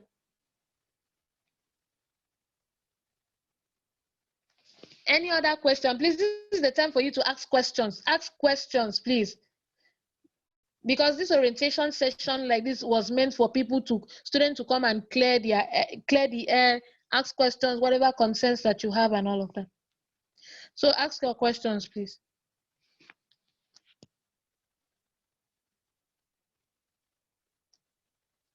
Okay, so I will take this time to also mention that we have a student representative. Okay, we have student representative that takes care of the affairs of students and all of that.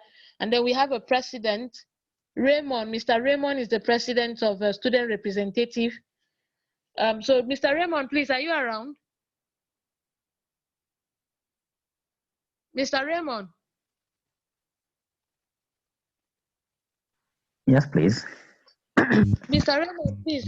Mr. Raymond is the president and student representative at YesBoard. So please, Mr. Raymond, you have the floor now. Please address the students, please. Okay, thank you very much. Good evening, everyone. Good evening. Good evening. Okay, I'm Raymond Male. I'm a master's student from Zambia. And I was chosen to represent you as the president of the union. I'm the president, and the lady who has just given me this floor to speak to you is the vice president. So we are here to help each other to grow our school. And there are a number of issues I know that you need to learn, but we'll prepare a platform again where you can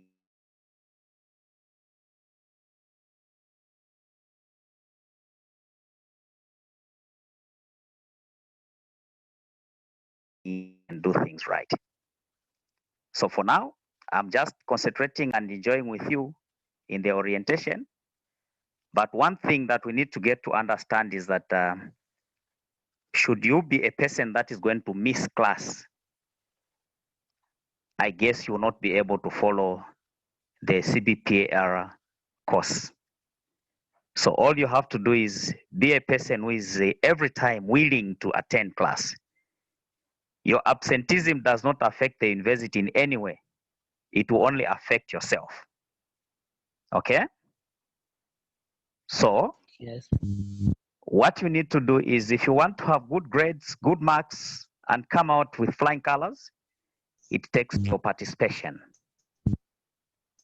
And your participation is not being mute, but it is about how you contribute effectively.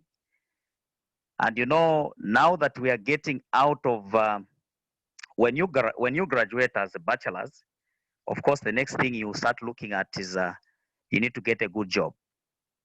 But now, if you're quiet in class, when are you going to become vocal that you can speak even in public? Masters as well is the same. PhD, I think those already talk. So all we have to do is we need to be so active, proactive, and our proactivity will make us be what we can be. So all I'll ask you is, can we be punctual? Like the Vice President has said, Madam Precious, that from now on, the school will start emailing you direct. So there will be nothing like you have a link on the WhatsApp group where you say, no network, no network. It will be at your time. You get what I mean? So meaning there's that connection now between you and the university, not through a group where your friend will remind you to say you are missing a class. So once you receive your notification, you need to be so proactive and join in the class so that you get to understand and then you move forward. Other pertinent issues, like I earlier said, will be sorted out administratively, and then whatever complaints, queries that you have, please, the Vice President is there, I am there, and so many other students that are there that can help us, that are in the union. So I would ask you that you inquire before you take your action in your own way. So move together as a family. The YesBoard family is just starting now, and we need to grow it. So we'll keep updating you. I'm pretty sure we'll be having a lot of forums where we'll be communicating and discussing things that will help us to pull through and succeed as graduates. Thank you. And have a good evening as we enjoy the orientation. Thank you very much. Yeah, thank you, Raymond. Thank you, Mr. President. Thank you. Thank you, Raymond. Mr. President. Thank you. Thank you. Okay, so do we have any other questions? Uche, Hello. are you able Hello. to? Hello. Yes. Hello. Yes, yes, yes. Yes, I want to ask one question concerning about the previous lectures. Please go ahead. I want to know how can I get it, the previous lecture, like the recording lectures of yesterday. I tried to find it today, but I didn't get it. Okay, please, Uche, please, can you handle that, please? Thank you. Okay, thank you. Okay. So the recorded videos, which course are you precisely? Master's, PhD, or a bachelor's?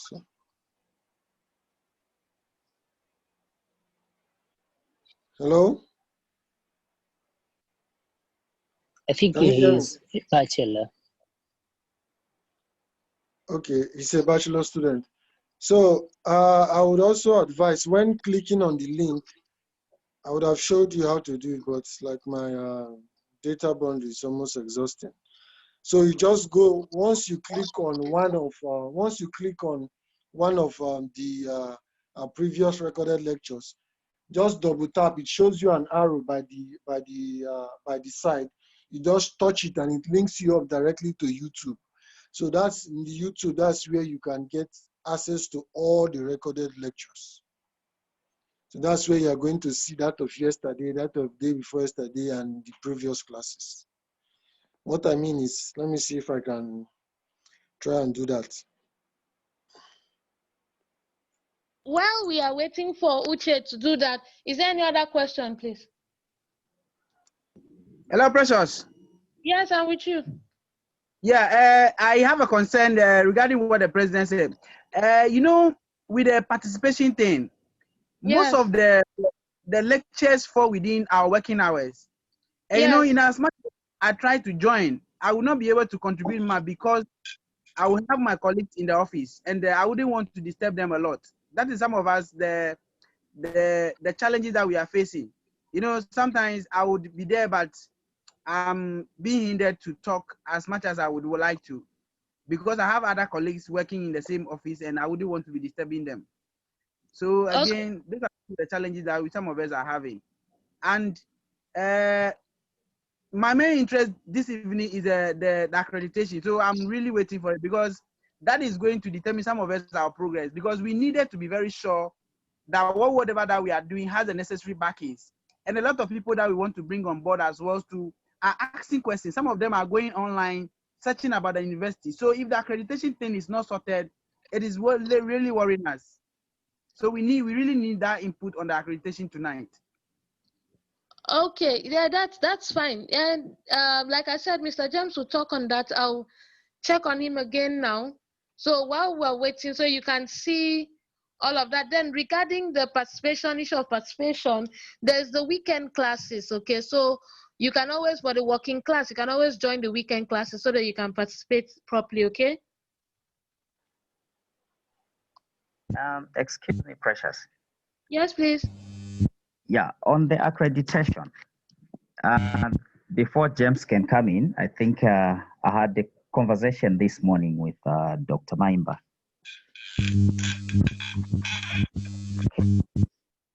And the conversation that we had is that our school is accredited to the Middle East higher education. Okay. And for Zambia, the process has advanced. What has remained is actually the curriculum, which the ministry is working on. So as soon as the curriculum is done, the accreditation should be done. That is the response I was given by Dr. Maimba today. And then he's further said we should not lose heart because of what we see, like on the Middle East charter, where some of the students have accessed, and they found that yes, but university is not there on the list of the accredited universities. I'm told they've made a follow-up because it is already paid for up to September this year. So they don't know the reason why they did not include them on the list. However, despite that, the thing is that the school is accredited up to September this year. By the end of September, it will have been accredited in Zambia. So once it is accredited in Zambia, it will have a direction now for us in Africa to start get linked up to the Zambian center, which will be accredited for the end of September. And then the other thing he said is the reason why we need to push things faster is that January, we even need to have physical contact classes. Okay. Meaning there will be full-time classes that will start by January. So the accreditation is underway in Zambia. The accreditation from Middle East is actually active despite the fact that they were missed on the list. Okay. So we should not worry much. All things are set. And then Dr. Maimba said he will call for a meeting one day where he will address all of us. Okay. Okay. So what he's waiting for is to get the response from Middle East as to why the school was skipped on the list. Once that is given, then he's going to call for us to meet him so that we can have a chat and we get cleared on that issue. So I think the accreditation issue for now, let us not worry much.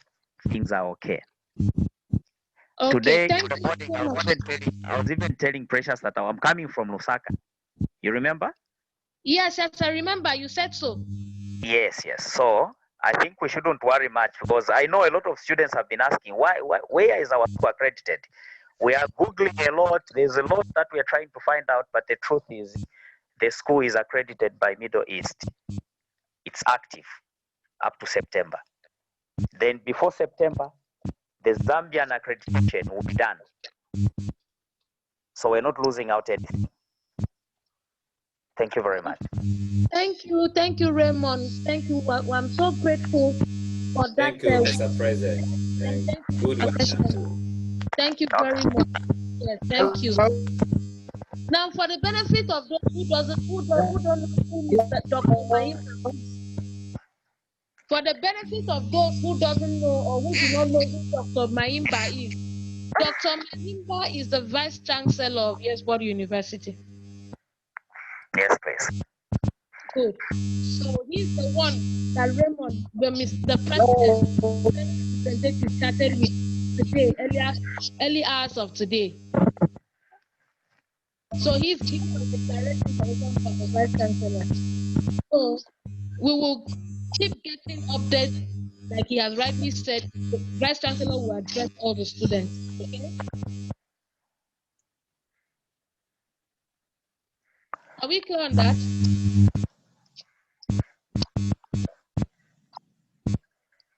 Hello?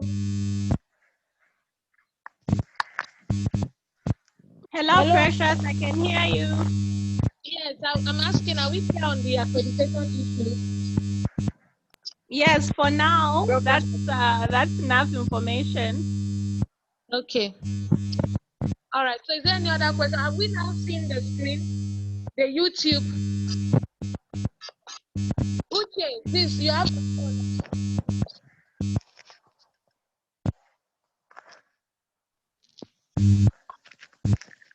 Pardon, I didn't get you. Say what?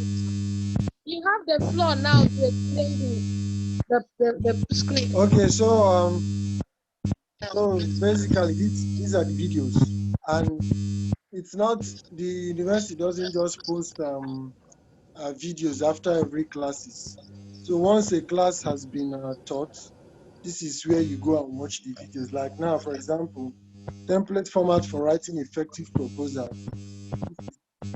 2 days ago has been posted. I think so, 2 days ago. So this for the template proposal, effective proposal. So this is where you click and watch. Then this is the CBPR project coursework, all about it, detailed explanation. And this is how to write literature to this, how to write the literature review. Then the abstract, problem statement, what CBPR is all about, and blah blah. CBPR introduction, writing an abstract, new student orientation, developing a CBPR research plan, and blah blah blah. So these are where you can access the video.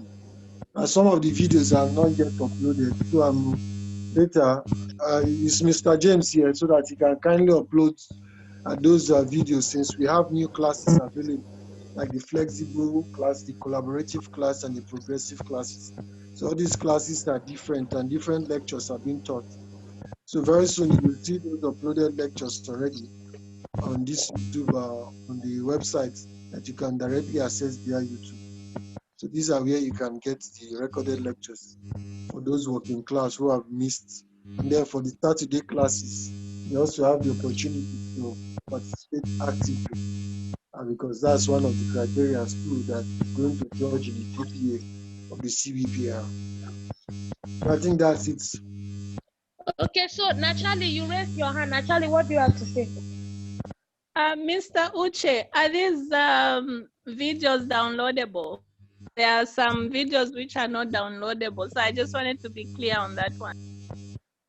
Yes, it all depends on your this thing. If you have, go to the Play Store. If you want to download videos such as this, you cannot download them directly on YouTube. You just put on watch later. You can also, if you have the latest YouTube though, but I prefer you use a YouTube Go. So then that's a mistake I did there. I would have showed you how to copy the link and then paste on the YouTube. It will take you directly to the video you want to watch, and then you can download. But as I said, my internet subscription is will soon get exhausted. But it's not that difficult. So you just go to YouTube, you go to Play Store, you download the app called YouTube Go. That one enables you to download any videos of any size. So it all depends on the availability of your data bundle in your phone. So you can download and watch at any time. So you can also watch, you can save them in your library and watch them later. It also YouTube also has this a pop-up notification for videos that you are going to watch. So you can also do that in the settings. So just maybe you are busy and you don't want to watch for now, and you put it. Then when you want to watch, then it reminds you again. It has a reminder feature that reminds you on when you want to watch the saved video that you are trying to access. So that's it. It's not difficult. Okay, all right, Uche, thank you. Thank you. Thank you very much, Uche. Thank you so much. Thank you, Mr. Raymond. Thank you, everyone. I want to believe that there's no more questions. So in the absence of any other questions, I think we need to call it a day. Thank you, everyone, for coming out to making our time to attend this orientation session. So if you, like I said earlier, if you have any issues, concerns at any given time, please, you can contact me, contact Uche, contact the president, Mr. Raymond, contact all the Mr. Justice, Ohine, contact all the previous students, contact Dr. Shipra, send an email. You can also send emails to finance. You can send emails to academic department, admissions department at any given time. We're always here to respond to your queries, because we that started earlier. I think we have some bit of information. We have some form of advantage because we started earlier and all of that. So you can always reach out to us and reach out to the management as well with all of your concerns, queries, and feedbacks. So I think at this point, I'd like to say a very big thank you, and then bring this meeting to a close so we can all go and rest. So Uche, do you have anything to say? No, I just want to plead on Mr. James so that he can upload since we have a new classes available. And also the timetable too. That timetable is also causing a bit of commotion, but it's no longer cause because now each time we have classes, it's going to be emailed to us. So, but that doesn't mean that we should not check our timetable for classes. So for the bachelor student, they have classes for Monday, Wednesdays, and Fridays, so 3 times in a week. And then for the masters and PhD students, Tuesdays and Thursdays, including Fridays. And then we also have group discussions on those days. So when you check your timetable, they are written in Indian time. So if you want to check Indian time, the conversion, just use the Google speech option. Just say maybe 1 p.m. Indian time. Then it's the Google speech uses your location to give you the exact time in your geolocation. So if you're in Zambia, you say 1 p.m. Indian time. So Google uses your location and gives you the exact time the class will start in Zambian time. And then the same applies to Nigeria and every other countries. So that's how basically that's one work. So yes, so and you can also make adjustments. You can also edit PDF. You can convert if you have system PC. You can convert the PDF to Word document, then edit the time instead of putting Indian time always. You can just add a Zambian time so that when you look at your timetable, you can easily remember, because that's what I did. You can easily remember at the time in your time zone so that you can prepare ahead before classes so that we won't come in late and then miss out. So that's it. So Mr. James, please kindly make the other recordings available, because we now have flexible and collaborative and progressive classes. And so different lectures too are being taught in these classes. So it will be wise, or it will be applicable. I'm making a suggestion that those videos are recorded for those new students who are coming in so that they can have access to these videos and then watch on their own. So that's what I have to add.